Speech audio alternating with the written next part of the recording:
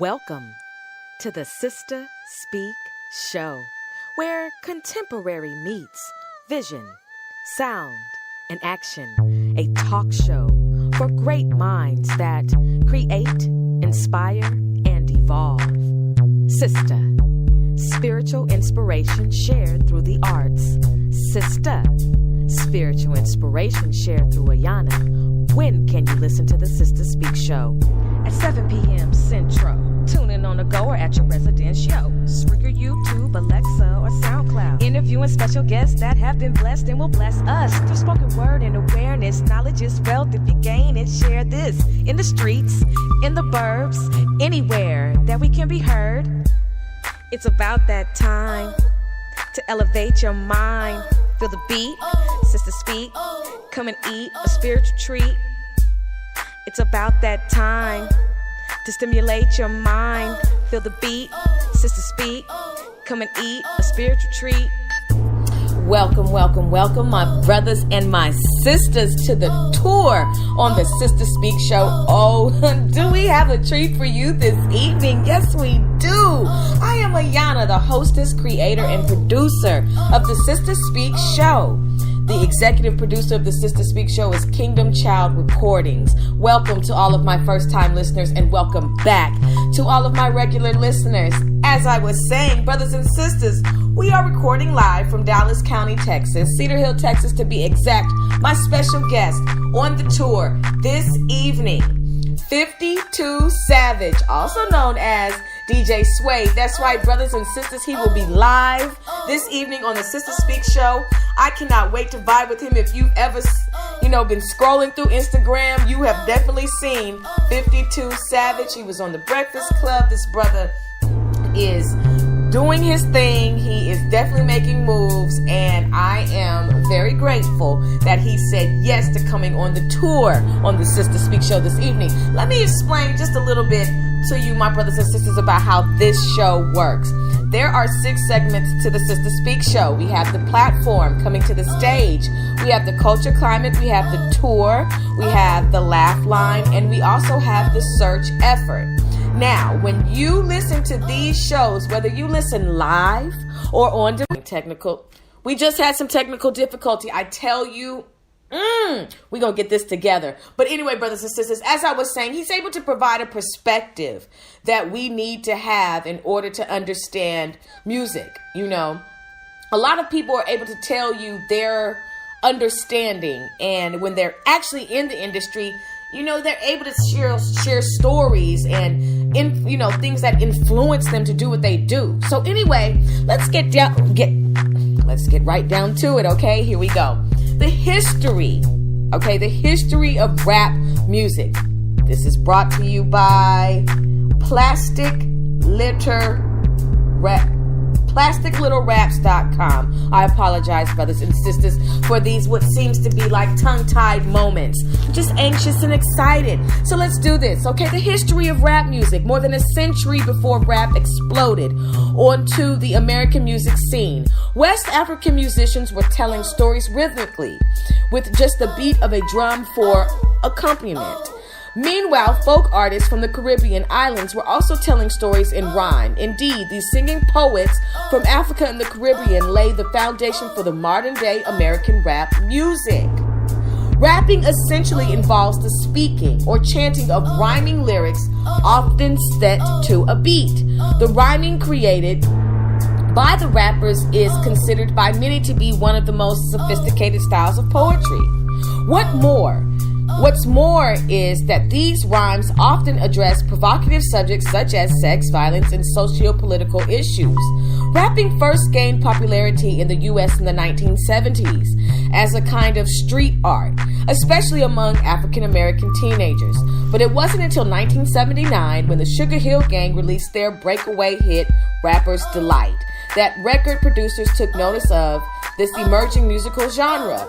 Once they did, numerous rap acts, including Run DMC and NWA, surfaced, and rap audiences began to swell. It wasn't just African-American male rappers getting in on the act either. By the 1980s, while rap bands such as the Beastie Boys and female rap bands such as Salt and Pepper were reaching the top of the charts. By the 1990s, rap matured from an old school style, which was based on relatively simple lyrics, to a new school style, which was louder and included more complex lyrics. Artists such as the Notorious B.I.G., Snoop Dogg, and Tupac ruled the charts during the time, as did Eminem, one of the most popular white rappers of all time. Rap has stood the test of time, and its popularity rages on with today's artists such as 50 Cent, Ludacris, Jay-Z, churning out hit after hit with thought-provoking hits. The beat truly goes on. That was brought to you by, PlasticLittleRaps.com. Okay, so basically it's telling us that it exploded on the scene in the 70s and really took off around 1979. But the origin of these beats coming together and everything else, they are documenting, saying it comes from West African musicians along with folks from the Caribbean who were creating these sounds. The beautiful thing about these, rap to me is that if you've got bars and you have fire, you can go a long way. We do see a turn in the way that rap is today. When I was growing up, people had something to say. And I'm not saying that today's generation doesn't have something to say. I just can't hear them. And that's because sometimes some things are absolutely unrelatable. I can't relate to Promethazine. I can't relate to, some of the things that are glorified in today's rap music. I can't, but others can. And I am for a culture that honestly creates upliftment, encouragement, solutions. That's just me. Why? Because I am a positive human, and I am for my people advancing and not, staying underneath the curses that we're under. So I'm all for somebody who can get on the scene and really flow. If you got flows, let me know. We'd love for you to be on the Sister Speak show. I take the time out to listen to anybody who emails me their music. I do. I play your stuff. I listen to it. And I don't want to be rude and just, 2 seconds into it, I'm not listening to it.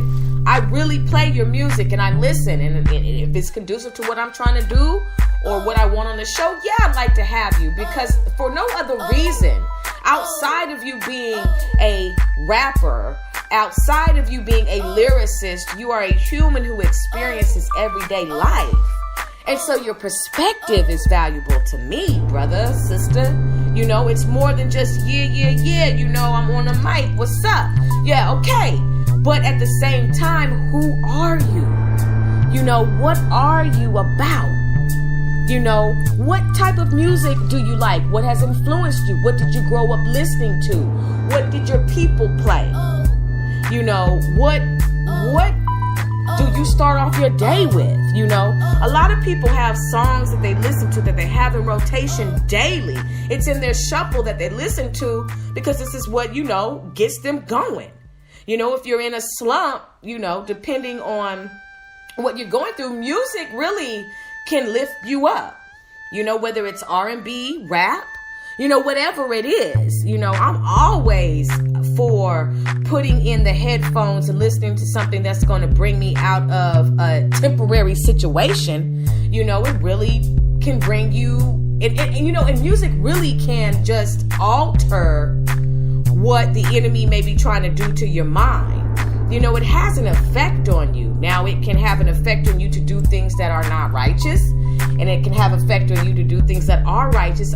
It's all depending on what's being out there. I really am not a fan of music that's louder than the content. Now, I'm all for the producer getting his shine, but I'm all for the balance and the levels and the equilibrium, of the song. I want to hear content. I want to hear good quality.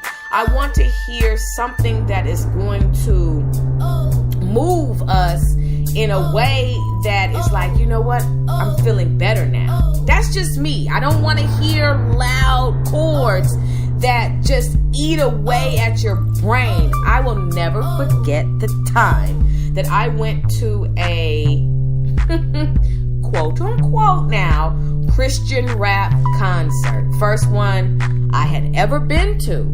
And I got to see Lecrae, and I think, no, Bizzle wasn't there. It was Lecrae, it was Tripley, it was Tadashi. I hope I'm not butchering their names, but it was a lot.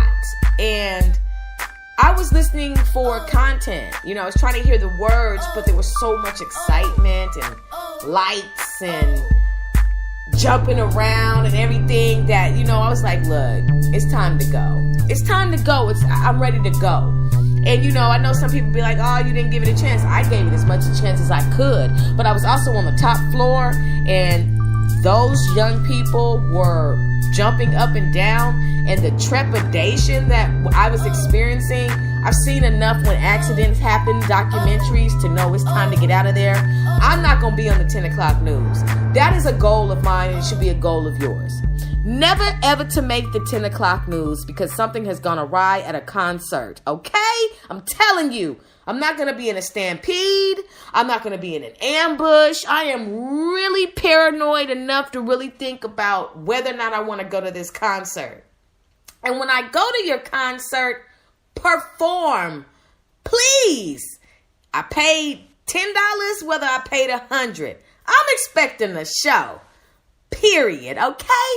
So you know what I was thinking, brothers and sisters? I was just thinking, like, with music, what are the official top 100 all-time hip-hop singles of all time, right? Like, if you had to, for a homework assignment, let's just say you're taking a hip-hop music class, and the teacher wants you to create your own top chart with not 25, not 10, not 50, 100 top all-time hip-hop singles. Now that is a homework assignment. But for the hip-hop heads, for the ones who are really into music, you would almost find that to be one of the best homework assignments ever given to you. Something you can relate to, right? A cultural assignment, not something like, could you please tell me the pi squared of the equation with the variable inside of the quotient with the dividend of the direction of the subtraction of the percentage. Look, I feel like you just cursed at me, okay? Now, I'm not saying that I don't know how to do math, okay? I do. But I'm also saying that when it comes to any other math outside of addition, subtraction, okay? Fractions, division, things like that. I can do all of that. I took business statistics. But I'm saying, when it comes to, if you ask me the curriculum that I would love to relate to, I wanted to relate to what I'm going through in my everyday journey. And I'm going through listening to music. So I want to do the homework assignment, right? So I'd be juiced if somebody gave me something that I could relate to. And that's one of the things that I always gave my students. Like, I taught them social skills. I gave them what they needed to survive, honey. I put that, the rations, the water, the matches, what they needed to start a fire with. I gave them everything that I could so they could survive in the world, okay? You can teach them those subjects, and I'm not saying I didn't teach the subjects. I did what I was supposed to do, but I did what I wasn't supposed to do either, according to them, but my students thank me for it later. Moving on, brothers and sisters, the official top 100 all-time hip-hop singles.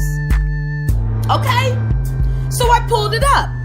I pulled them up, and I got it from officialcharts.com. Now, brothers and sisters, I'm recording live, and so you may hear some external noise. I don't know what's going on in my neighborhood. I just heard something. I'm not going to look out, but if you hear anything, look, it's that season where people are a little excited, okay? And also, my neighbors have dogs that I know for sure have anxiety. For sure. So if you hear any of that, that's what's going on. Anyway, brothers and sisters, listen. Top 10 all-time hip-hop singles. Number 1. Who do you think? Who do you think, brothers and sisters? Chat live with me. Who do you think the number 1 single of all time? Who do you think it goes to? Drum roll, please. Guess what? One Dance by Drake featuring Wizkid and Kyla, whoever that is. I don't know who that is, but I do know who Drake is. Who do you think it number 2 is? I'll Be Missing You by Puff Daddy featuring Faith Evans.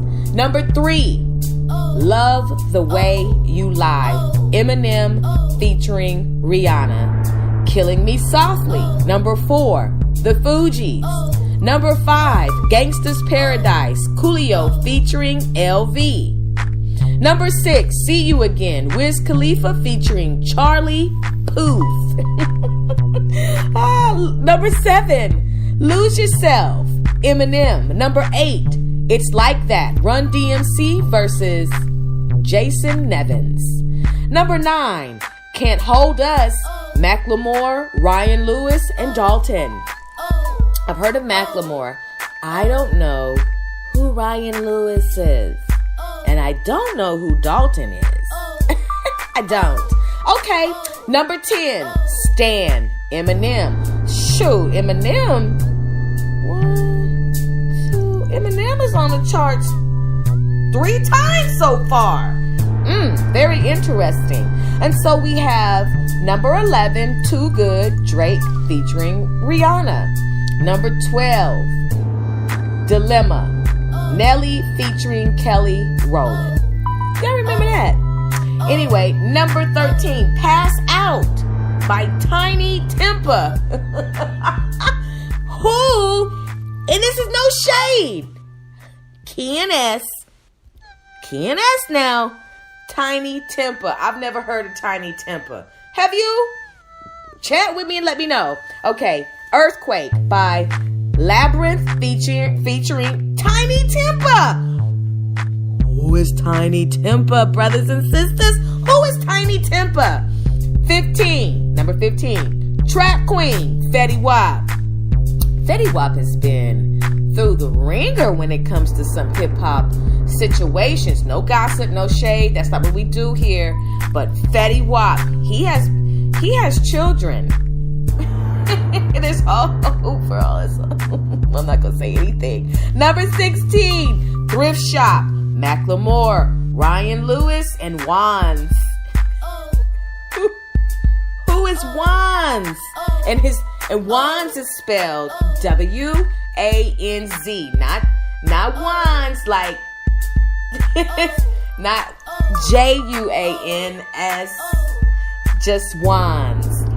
Please, y'all gotta let me know who these people are. The Monster, featuring Eminem and Rihanna. Of course, Rihanna would make a song called The Monster. Okay, now there's another one, number 18. I'm supposing this is Niggas is in Paris with Jay-Z and Kanye West. Number 19, Hotline Bling, Drake. Number 20, Hold On, We're Going Home, Drake featuring Majid Jordan. I guess they got rid of Montel. Anybody seen Montel lately? Montel Jordan, that is. Because I guess his cousin Majid Jordan has taken over. Okay, Airplanes is number 21. Bob featuring Haley Williams. Number 22, Gold Digger, Kanye West featuring Jamie Foxx. Number 23, Empire State of Mind, Jay-Z featuring Alicia Keys. Brothers and sisters, here we go.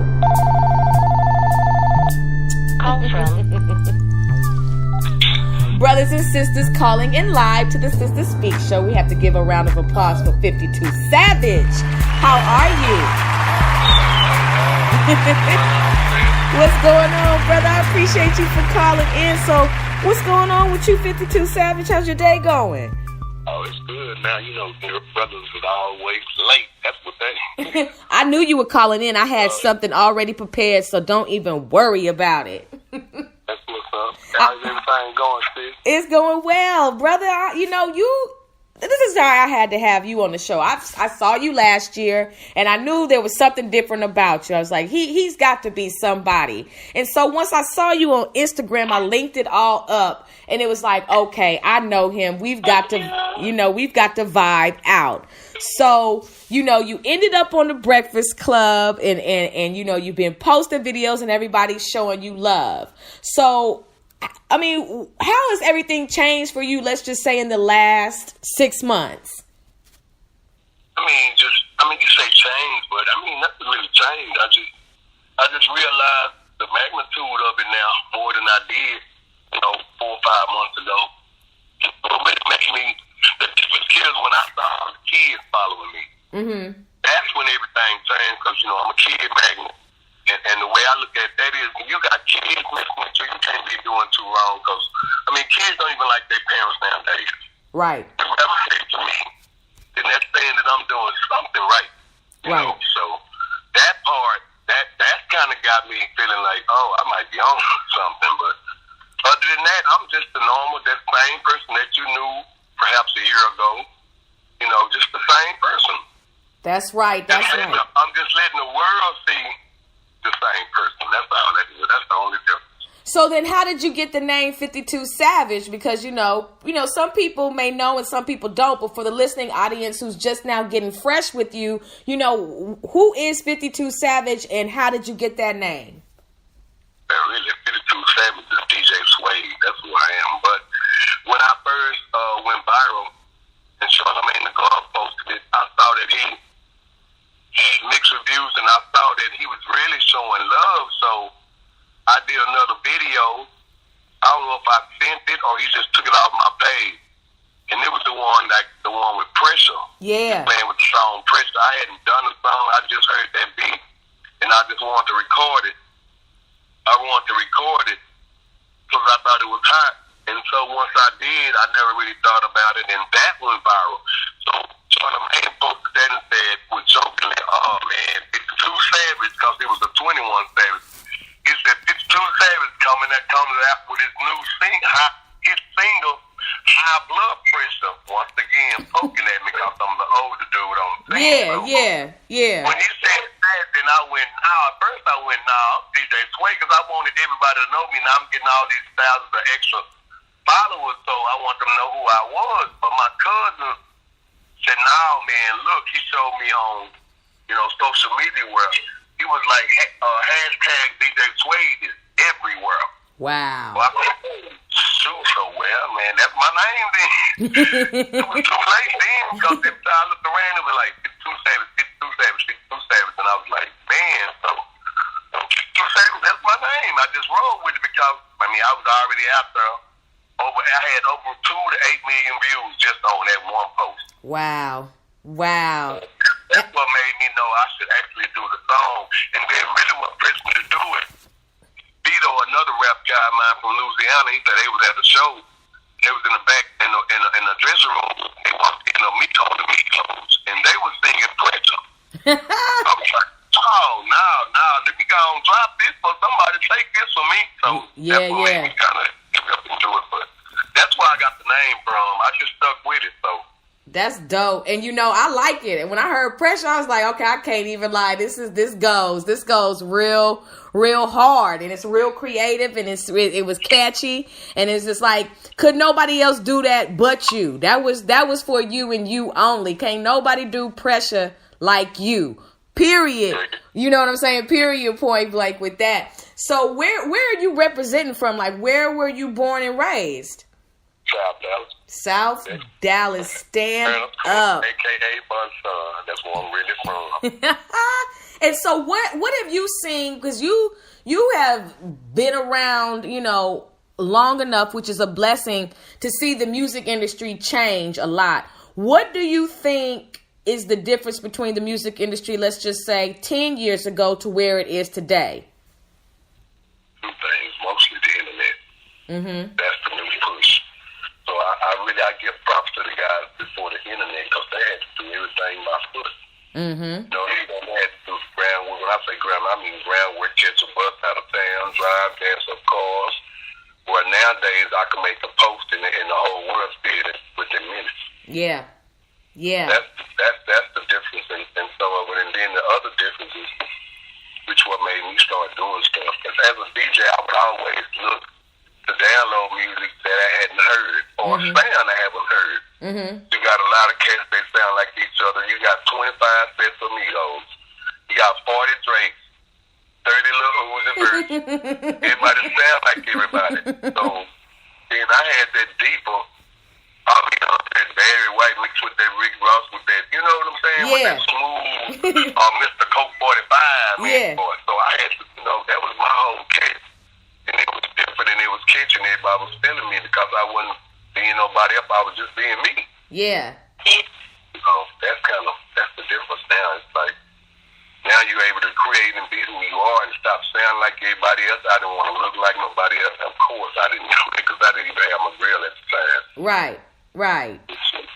And so, go ahead. No, Go ahead, so do you think? No, I appreciate you for sharing that. So then, with you DJing, how did you get started with that? Well, I've been doing this since I was 12 years old. Wow. I was 15 years old, getting working in clubs. I really want to hold it up to me because I had experience in it. I sit down and I really study my craft. I practice all the time, And I started at 12. By the time I got to 15, I was ready to come out the house with it, just like any other craft. Yeah. And even that long, I've been rapping in high school, doing the talent shows and stuff, But it never paid the bills. But the DJ part always paid the bills. Even when I was in school, I made money DJing. So I've always done that, But once I did a rap or whatever, and it went viral, so man, I've been rapping more than DJing. I hate that part because I miss, DJing a lot. Mm-hmm. And so then you have a love and appreciation for music from a totally different perspective. Who were some of your musical influences growing up? I mean, just coming up, my age, we're talking about Curtis Blow, Bundy, MC, because this was before all the Jay-Z's and stuff, when we come out, Grandmaster Flash, just stuff like that, Bomb Mason and Crew. I would always like underground more because it would always be something different than you hear on the radio all the time. So I was a big fan of underground, Jekyll and Hyde and stuff like that. I was different as a DJ. I always wanted something different. I wanted a better library. That's what makes you your library. Whatever music you got, that's what makes you a DJ. Yeah, for sure. No, I get it. So then when you step into a club now, can you tell when a DJ is dope or when a DJ is just they don't have it? How does a DJ command the attention of the people at the party? They do a lot of talking and a lot of they have an MC. Back in the day when Stir Candy, I would just keep to stay in the mix. But now you got a lot of extra stuff and you got what about the ladies who got all that G stand up and all that extra stupid stuff they really don't amount to nothing. Right. And you just stick to what they need with the Stir Candy. You know what I'm saying? And a lot of people right now, if you got people that can afford to buy DJ equipment and so they'll buy a lot of DJ equipment and say that they're a DJ. And that's not, you just playing records, so actually you're a record player. I've been having music in my veins since a kid, since my mom gave me a reel to reel, way before the cassette, you know what I'm saying? Right. And I was just fascinated with recording myself and doing it. And I've always wanted to sound like I was on the radio. And so that would interest me in music. I grew up with it with my mom and stuff like that. So that stuff like that make you a DJ. Yeah. You just can't buy equipment when you 21 years old, got your mommy rich, and you got all this equipment, now you're a DJ. No, it takes more than that. So having a musical background, that helps me with the rap stuff because I know what sound good and I know what everybody listening to. For sure. So then what do you think about with the music industry today? Let's just say if Tupac were alive, because I just want to kind of touch on a couple subjects. If Pac and Biggie were alive, what do you think the music industry would look like today? They'll be kings. People see stuff, people like them. Those are pioneers. Those are some more people that sounded just like them. And the individuality part was still here. You want to be themselves because you got to look up to people like that. Now I got them looking up to me because I'm doing my own thing. So they going, So now it's like, because I always boast about people want to sound like somebody else or this and that. So these days, like now, people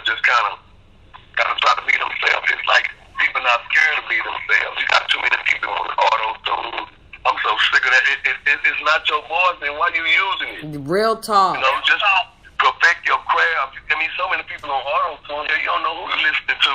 You don't know if it's them or the machine. That's real talk. You know, with seeing stuff like that, that's what's missing music of tonight. So, I mean, what I do, I just try to bring back that genuine feel. And then I never wrote a rhyme. Everything is freestyle off the dome. So it ain't too many people you know that freestyle a whole album. So I'll be one of them that do that. No, for sure, for sure. You know, I wanted to ask you because when I look at the music industry, when it comes to female rappers and male rappers, it seems like the female rappers, you know, have to do more in order to get on as far as their looks are concerned. What do men have to do to brighten up their image in order to sell, to the open market? Like, what are the things that they have to go through? I know you've seen some things in the music industry, but what does a man have to do in order to make himself more desirable for the looking and listening audience? You know, that's tricky. You know why? Because these days, they don't even get an artist. They'll get a look. And then they'll put money behind that look.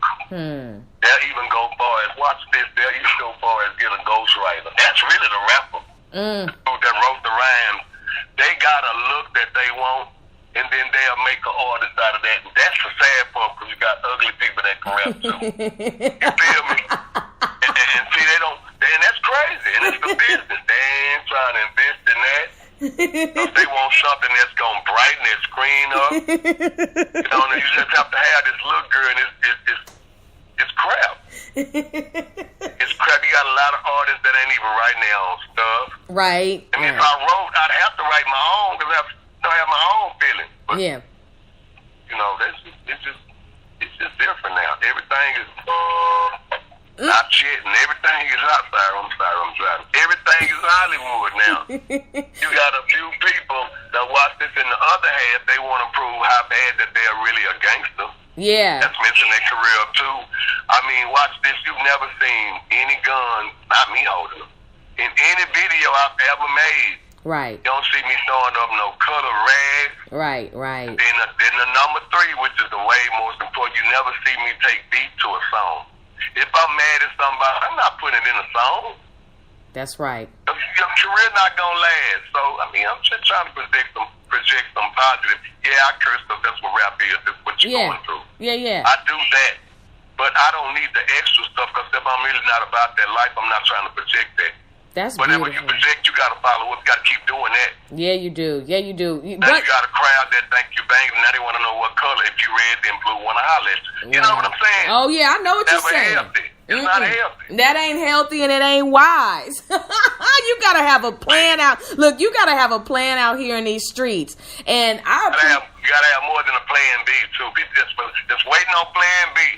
Yep. I need playing C. I got playing J's and K's. Hello. Gotta have that. Yeah, you do. You got to have your MacGyver senses about you in these streets. And, brothers and sisters, this is why I knew to have him come on, because he has wisdom that you all need to hear, especially you younger people who are listening this evening. Like, you need to listen. That's the one thing that we do. We sit at our elders' feet and we listen, because his journey, his experience is something that can potentially save your life and can also equip your life with the knowledge that you need if you're trying to get into the music industry, because it's not an industry that you can get into and just think like, oh, whatever. No, this is a serious industry. And if you don't have your wits about you, then you can get caught up. Yeah, you're going to get ate up. And you just heard him tell you there are 3 things that he does not do. And that means that's because he's thinking about his career. He's thinking about the future. He's thinking about long money. He's thinking about royalties. He's thinking about the children. And that's what it's about. He knows he's a role model. And